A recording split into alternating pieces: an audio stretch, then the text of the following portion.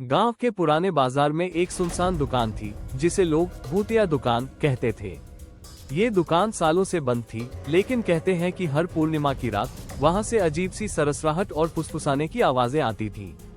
सबसे अजीब बात ये थी कि दुकान की टूटी खिड़की के पीछे हमेशा एक कद्दू रखा दिखता था, जो धीरे धीरे सड़ने के बजाय और भी ताज़ा होता जाता था। रवि और सौरभ, दो दोस्त, इस अफवाह को गलत साबित करना चाहते थे। एक रात दोनों ने हिम्मत करके दुकान में घुसने का फैसला किया। जैसे ही उन्होंने धूल भरे दरवाजे को धक्का दिया, दरवाजा अपने आप खुल गया। अंदर एक अजीब सी ठंडक थी और कोनों में मकड़ियों के जाले फैले हुए थे। जैसे ही वे आगे बढ़े, उनकी नजर काउंटर के ऊपर रखे उस कद्दू पर पड़ी। उसकी सतह पर अजीब सी दरारें थीं, जैसे कोई अंदर से बाहर आने की कोशिश कर रहा हो।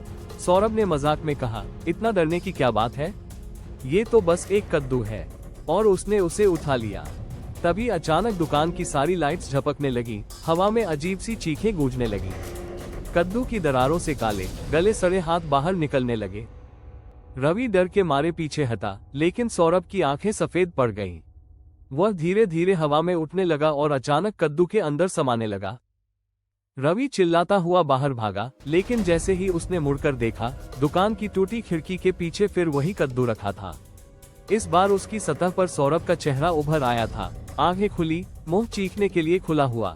अगली सुबह गांव वालों ने देखा कि दुकान की खिड़की के पीछे फिर वही कद्दू रखा था और उसके अंदर किसी की आंखें अब भी जिंदा लग रही थी।